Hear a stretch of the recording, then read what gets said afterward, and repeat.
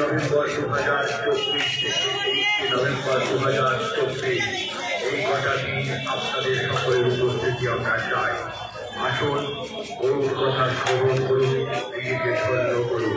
আলিয়াচক চৌরঙ্গী থানাপতির কাছে নাট মন্দিরে প্রতিদিন সন্ধ্যায় আপনাদের সবার উপস্থিতিতে সমগ্র অনুষ্ঠান বৃন্দাবনভাবে পরিণত হোক।